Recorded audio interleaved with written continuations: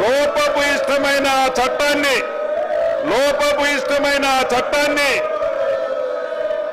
ఏదైతే దాన్ని ప్రక్షాళన చేసి ఈనాడు 2024 చట్టాన్ని తీసుకొచ్చామో ఈ చట్టం వల్ల పేద ప్రజలకి న్యాయం చేసే విధంగా గ్రామీణ ప్రాంతంలో ఉండే ప్రతి రైతన్నకు అండగా ఉండే విధంగా ప్రజల చట్టంగా ఈ భూభారతి చట్టాన్ని తేవడం జరిగింది అధ్యక్ష.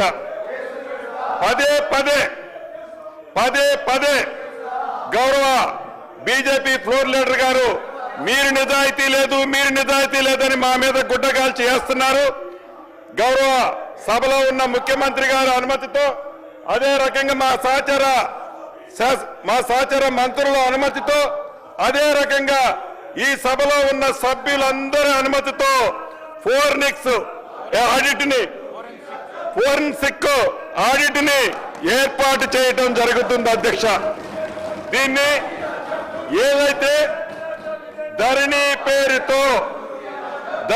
పేరుతో అవకతవకలు ఆర్థిక పరమైనవి జరిగాయో, ధరణి పేరుతో పేదవాళ్లకు చెందిన ఆస్తులు ఆనాటి ప్రభుత్వం కొల్లగొట్టిందో వీటన్నిటినీ కూలంకుషంగా పరిశీలించి ఆనాటి దొరలు ఎవరైతే వారి స్వార్థం కోసం ఈ ధరణి కాన్సెప్ట్ ని తీసుకొచ్చి మోసం చేశారో ప్రజలని, ఆ ఆస్తులన్నిటినీ తిరిగి పేదోళ్ళకిచ్చే కార్యక్రమాన్ని ఈనాడు చేపట్టడం జరుగుతుంది అధ్యక్ష.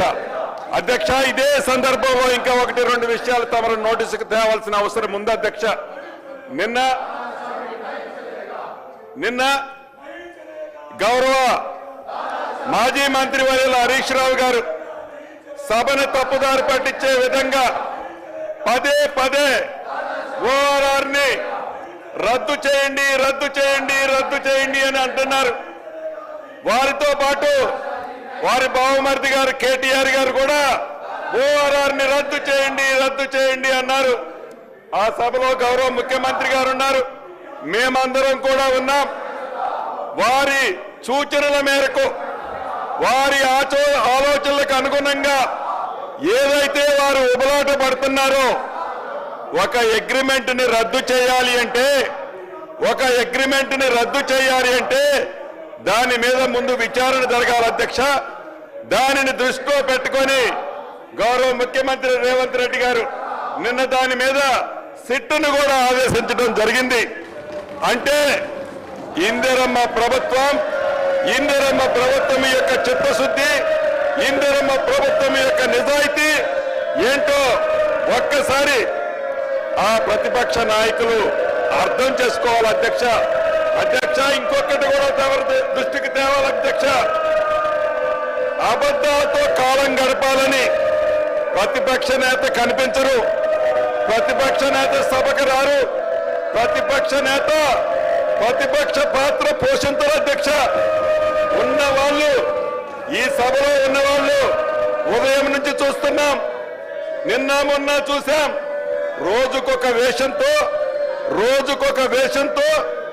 రోజుకొక డ్రామాలు చేస్తూ ఈ సభని అబద్ధాలతో, ఆ 10 సంవత్సరాల అబద్ధాలతో ఎలా అయితే పరిపాలించారో ఇప్పుడు ప్రతిపక్షంలో ఉన్నప్పుడు కూడా అదే రకమైన అబద్ధాలతో జనాలని మళ్లీ మభ్యపెట్టాలని చూస్తున్నారు అధ్యక్ష.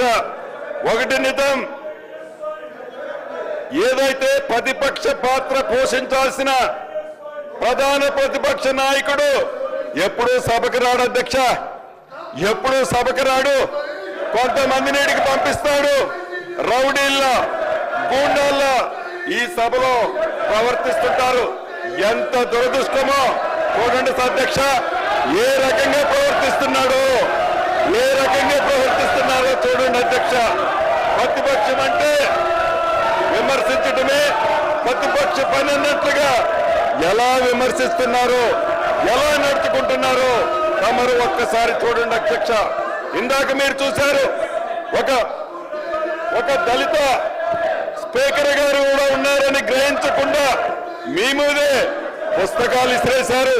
నన్ను మ్యాన్ హ్యాండిల్ చేయడానికి ఇదే సీటు దగ్గరికి వచ్చి బెదిరించబోయారు అధ్యక్ష. ప్రత్యక్షంగా ఇవన్నీ మీరు చూశారు అధ్యక్ష.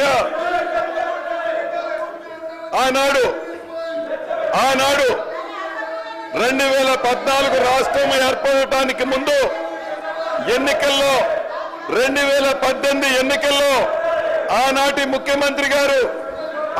ముఖ్యమంత్రి గారు కేసీఆర్ గారు అనేక సందర్భాల్లో చెప్పారు అధ్యక్ష, కాపలా కుక్కల ఈ తెలంగాణ రాష్ట్రాన్ని కాపాడుతానని చెప్పారు అధ్యక్ష.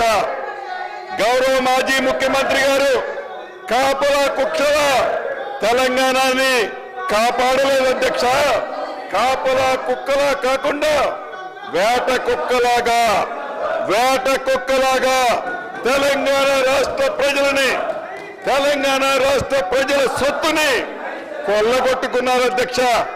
కొల్లగొట్టారు ఎందుకని అడిగితే, ఎందుకు కొల్లగొట్టారు పేదోడు సొమ్ము అడిగితే దానికి సమాధానం చెప్పరు అధ్యక్ష. నిన్నటి నుంచి ఏదైతే అనేక అంశాల మీద గౌరవ అక్బరుద్దీన్ గారు, అదే రకంగా సిపిఐ నాయకులు సాంబశివరావు గారు, మహేష్ రెడ్డి గారు, మిగతా మిత్రులంతా ఒక మంచి బిల్లు పెట్టాం. ఈ బిల్లుకు సహకరించాలని అక్బరుద్దీన్ గారు కూడా అనేక సందర్భాల్లో చెప్తున్నారు అధ్యక్ష. చూడండి ఆ దౌర్జన్యం రాష్ట్ర ప్రజలంతా గమనిస్తున్నారు. దీన్ని తీవ్రంగా ఖండిస్తూ నేను సెలవు తీసుకుంటున్నాను అధ్యక్ష. మహేశ్వర్ రెడ్డి గారు ఒక్క నిమిషం మాట్లాడండి.